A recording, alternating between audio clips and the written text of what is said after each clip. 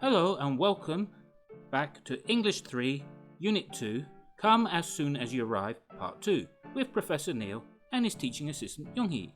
Hello, TA Yoonghee here.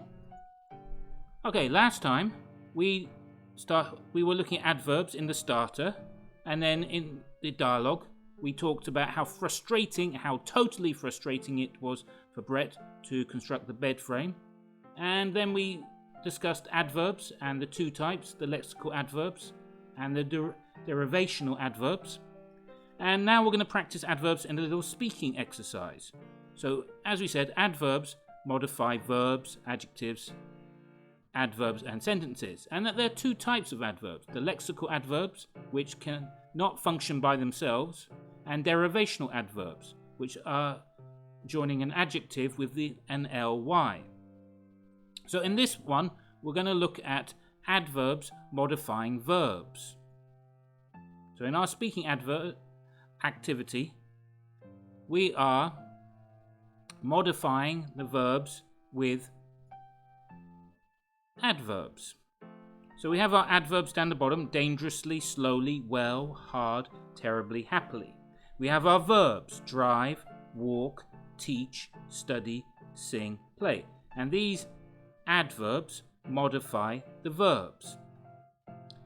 Up the top we have the question, how does he drive? And B, he drives dangerously. So you have the verb modified by the adverb. So let's practice.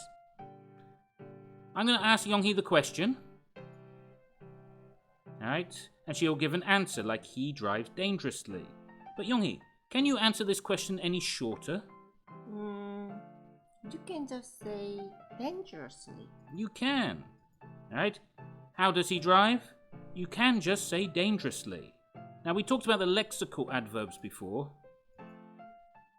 Could you say, how does he drive very? No, that's weird. Yes, because lexical adverbs don't usually function by themselves.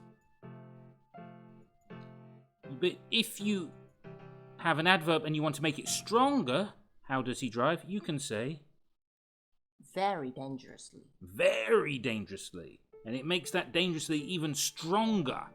How does he drive? He drives very dangerously. MP Squire like that. Very dangerously. Alright, so let's practice. I'll ask Yoonghee the questions, and you can listen along at home. How does it walk? So we're talking about the tortoise. The tortoise. Tortoise. Very good, Yoonghee. The tortoise. So how does it walk? It walks slowly. And what's the short version? Slowly. Yeah, so one of us up slowly. Terrible joke.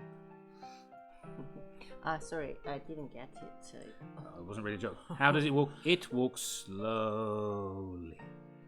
Still didn't work. All right, let's move on. What slow means. Let's move on. Next one. How does he teach? MP Squire always will say terribly. But he teaches well. He teaches terribly. Well. How does he teach? He teaches well in the book. Good. All right. Well done. On to the next one, because I don't really want to listen to that. How does she study? She studies well. Hard. Sorry. Yes, that's okay. She studies hard. How does she sing? Looks like she sings terribly. Yes, her friends look very upset, so she sings terribly, terribly, terribly. A bit like my teaching. Okay, and the last one.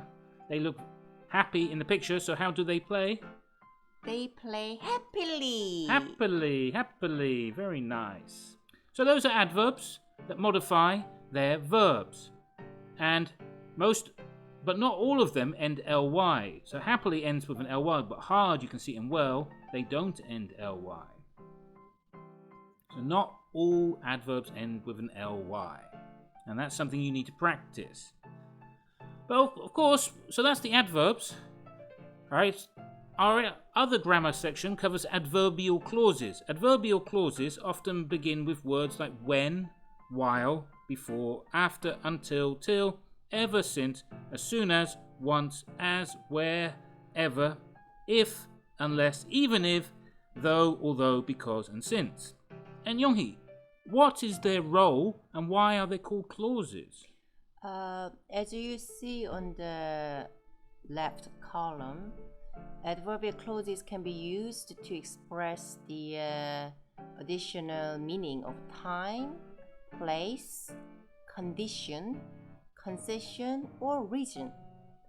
So, adverbial clauses begin with conjunctions that refers to the time, place, condition, or concession reasons, and because it's conjunction, that is followed by the sentences. So why are they called clauses? Because they are followed by sentences. I visit my mother. You enter the restaurant. So all these sentences followed after the conjunction word when, before, as soon as. Yeah. But So you can see a comma, a comma here. So because it's when I visit my mother, it's a clause, right? But, and she prepares a lot of food, as Yonghee said, is the sentence. But if the sentence happens first, there is no comma. So if the adverbial clause begins first, you get a comma and then the main part of a sentence. And the same with the place. You get the main sentence, the adverbial clause, no comma. So the idea is you get to practice these now. So thank you, Yonghee. Good explanation. I love my grandma. So she mentioned conjunctions, subordinating conjunctions. Practice them. You have the book. Practice these. And then check the answers at the back of the book. Or go to the website and you can do the practice or test.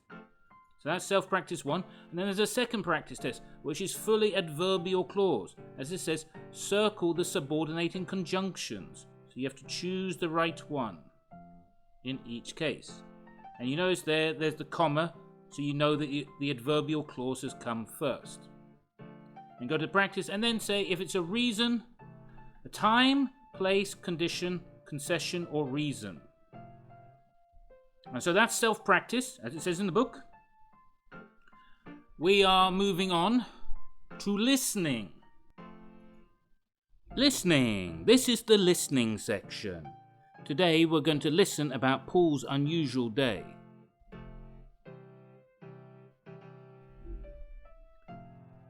Paul is having an unusual day. And we're going to listen to his story. Listen to Paul talk about his day. Write T for true and F for false beside each sentence. 1. Paul always leaves home at 7 o'clock. 2. He talked with Janet while he waited for the bus. 3. He didn't notice the time because he forgot his watch. 4. The bus was empty when Paul got on it. 5. He sat at the front of the bus and talked with the driver. 6. The city was unusually busy in the morning. 7. When Paul arrived at work, the doors were locked. 8.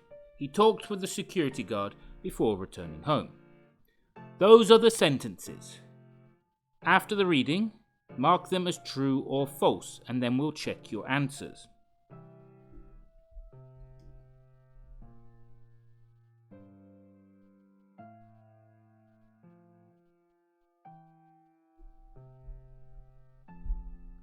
Paul's unusual day. Today was strange. I left home at 7 o'clock, as I always do. I walked to the bus stop. But when I got there, I was all alone. Where was Tony? Where was Janet? We usually catch the bus together in the morning. I kept checking my watch while the time passed. They didn't come. The bus was late, too. It normally arrives at 7:15, but today I waited until 7:30. When I got on the bus, it was entirely empty. I took a seat near the back. As I looked out the window, the city seemed strangely quiet. I felt like I was in a dream. I rang the bell on 42nd Street and walked to the front doors of my office building. To my surprise, the front doors were locked. I waved to the security guard and he came to greet me. "Mr. Smith, why are you here on a Sunday?" he asked. When I heard his question, I immediately understood my mistake. I turned around, went straight back home. I hope I never have another weekend like this one.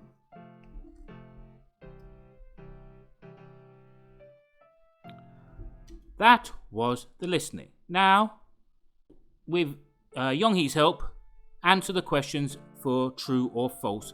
Are you ready, Yonghee? Yes. Okay, here we go. Paul always leaves his home at 7 o'clock. True or false? True. He talked with Janet while he waited for the bus. False. Yes, she wasn't there. He didn't notice the time because he forgot his watch. False. Yeah, he didn't forget his watch. The bus was empty when Paul got on it. True. It was No one there. an unusual day. He sat at the front of the bus and talked with the driver. False. He just was in a dream. The city was unusually busy in the morning. False. Yeah, there was no one around. When Paul arrived at work, the doors were locked. True. So it was strange. He talked with the security guard before returning home. True. He figured it was Sunday. It was Sunday. That's why it was an unusual day. He made the mistake of going to work on a Sunday. Oh, so unlucky, so foolish. Who could do such a stupid thing? Me. Okay, well done. All right, the bus is going to return to the beginning. Now we're just going to take a quick, brief look at pronunciation. So we're going to practice the pronunciation section. So what we're going to practice here is emphatic stress. So often we want to emphasize words. Emphatic stress. We want some words to be stronger than others. And that helps give your voice more interest to the person listening. And it's important to emphasize new, interesting words to the listener. So you can see here that the words are stressed in the sentences. The ones with the large dot above them should get extra stress. So if you listen and repeat after me. This shirt is too small. This shirt is too small. So too gets the emphasis. The movie was very funny. The movie was very funny. He really wants to win. He really wants to win. They definitely cannot arrive late. They definitely cannot arrive late. So here, definitely gets a stress, and arrive late gets a little bit of stress. You should listen before you speak. You should listen before you speak. She applied after the deadline. She applied after the deadline. Although you're tired, you can't quit. Although you're tired, you can't quit.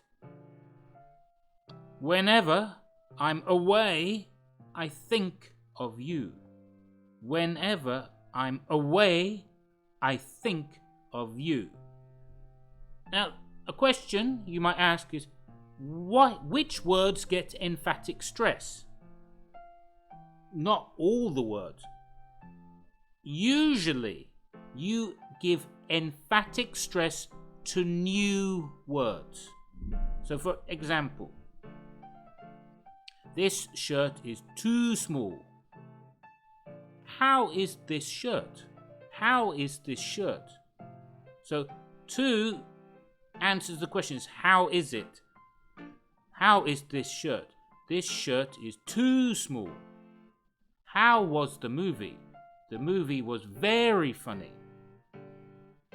How does he want to win? He really wants to win. How can they not arrive late? They definitely cannot arrive late. How... Alright, and then we have the adverbial clauses. Alright, as such. When should you speak?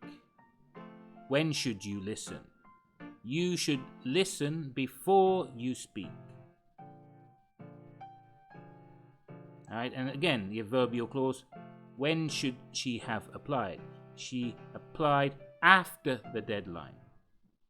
And adverbial clauses again at the end of the adverbial clause. In each case, you can see it's at the end of the adverbial clause. The voice goes up before the comma. Although you're tired, pause, you can't quit.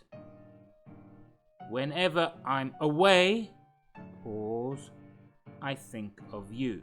So when you see the comma, you should pause and your voice goes up. Youngie, any questions or anything? It's good. I'm just checking and writing down the emphatic stress in my note. So to keep your notes, write notes and think about emphatic stress. New information, important information gets stress, emphatic stress.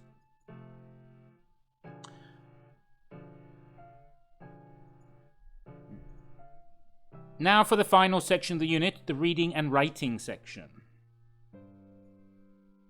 Ooh, moving words. Ooh, cool. Reading and writing. We're talking about twins. Youngie, do you have a twin? No. Do you know what a twin is? Yeah, my cousins are twins. Oh, what does that mean? They look similar or sometimes even almost identical. They look the same. And they were born at the same time?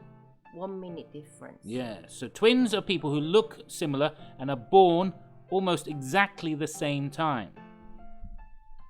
So it says here, read the story and fill in the blanks with the correct adverbial clauses. Then match the paragraph letter with the pictures.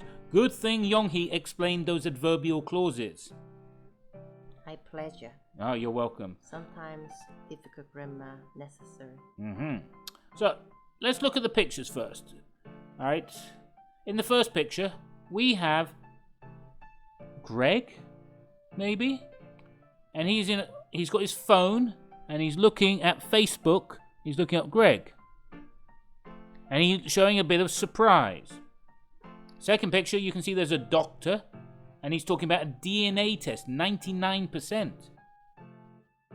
Picture 3, two guys who look very similar, probably twins, are on a talk show. Picture 4, two guys. So here you can see in picture 4, they are thinking, and it seems they have the same date, probably the same birthdays. Picture 5, a guy is watching someone on TV, and he's like, oh, surprise, did I win a washing machine? Did I win some clothes? Or he's thinking, wow, he looks like me. Could he be me? No, he can't be me. That'd be strange. So they're talking. You got Greg and the other guy are talking. We might be twins. Wow. But they were born in different places. One was born in Los Angeles, one was born in Phoenix. Did they have the same mother? Doppelganger? Oh, there is some doppelganger. Yes. Do you know doppelganger, Professor? Yeah, it's where you have like an evil twin. Yeah, like uncanny. Yes, that's surprising. All right, well, let's get down to the notebooks and the reading. And so listen along. On the left, you've got the reading. You can see the first one's done for you. When Arthur Davis was looking at his phone one day, he got a big surprise. His social media account showed a friend request, and the friend looked exactly like Arthur. Ooh, spooky. Spooky. So now you're going to listen to us reading. Younghee's going to read B, D, F, H, and I'll read the ones in between. So listen along and fill in the gap. Okay, Younghee, you start. He accepted the request even though it seemed like a prank. Soon after, he received a message. It said, "This seems really strange, but I think we might be twins." Alright, that's good. And then C. Arthur was an actor. He recently filmed a commercial for a laundry detergent. Greg saw the commercial on TV. While he was watching it, he couldn't believe his eyes. He found Arthur on social media the next day. D. As the strangers chatted by sending messages, they learned a lot about each other. They had the same birthday. They were born in the same city. They were both adoptees. E. Arthur lived in California and Greg lived in Arizona. Since they lived so far apart, they wanted advice before meeting. They went to separate clinics to get a DNA test. F.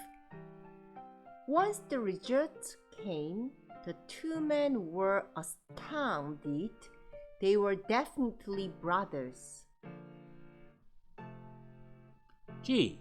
They started making plans to meet as soon as they were free. In November, Greg came to California. The brothers met for the first time on a local TV show. Finally, H. Now the brothers are looking for their mother. If they find her, they will share their happiness about finding each other after many years apart. Very good, thank you, Yonghee. So, quite an interesting story about the twins. So, we're going to read through one more time. And what I will ask you to do, so I'm going to ask you at home to give me the letter, and then I will do the reading, okay? So we'll do number one. So number one is A. A says, when Arthur Davis was looking at his phone, so here he is looking at his phone, one day he got a big surprise. His social media account, which is Facebook, showed a friend request, and the friend looked exactly like Arthur. So you can see exactly like, they've got the same face, same face. Alright, so let's go with number 2. So, what letter is number 2? Very good. Alright, Yonghee, if you read number 2.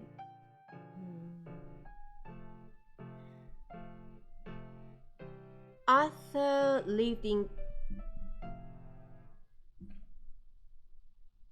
Once the result came, the two men were astounded. They were definitely brothers. Okay, so number 2 is F. F. Alright, number 3. They started making plans to meet as soon as they were free. In November, Greg came to California. The brothers met for the first time on a local TV show. Yes, that is G. Number 3 is G. Number 3 is G. Okay, number 4. As the strangers chatted by sending messages, they learned a lot about each other. They had the same birthday. They were born in the same city. They were both adoptees. Good, good. All right. And then number 5, which is Arthur was an actor and he recently filmed a commercial for a laundry detergent. Greg saw the commercial on TV.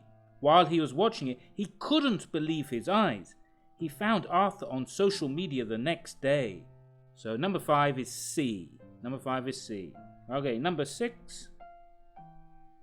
He accepted the request even though it seemed like a prank. Soon after, he received a message. It said, "This seems really strange, but I think we might be twins." Oh, awesome. So that's number 6. Number 7. Alright, so number 6 was B. Number 7. Arthur lived in California and Greg lived in Arizona. Since they lived so far apart, They wanted advice before meeting. They went to separate clinics to get a DNA test. So yes, number 7 is E. And the last one, which is 8, which is H.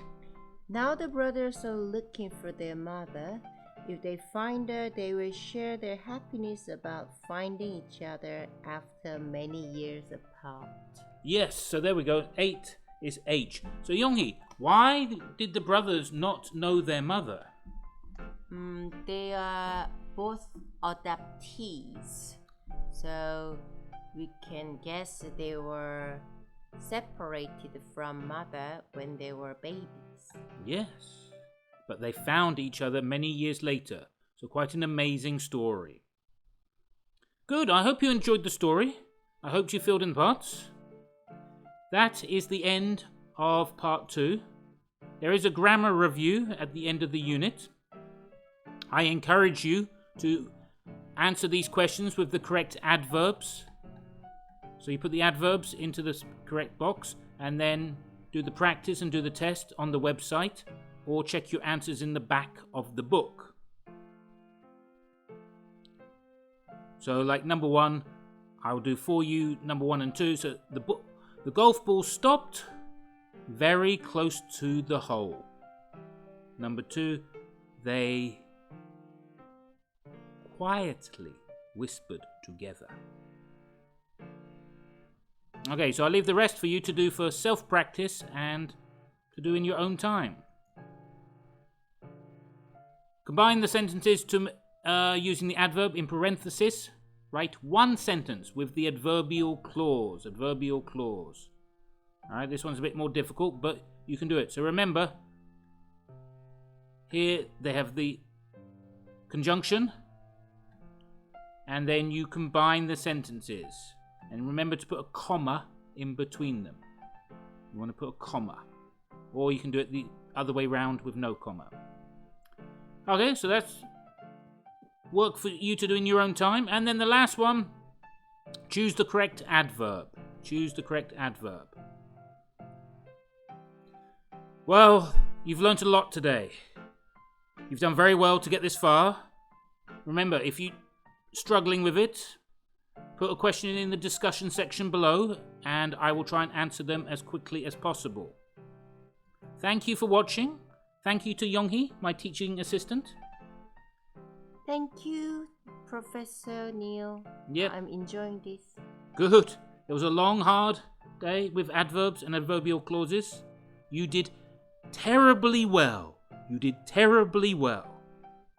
We did terribly well too, Yeah, sir. terribly well means you did a good job. Thank you, and bye. Bye.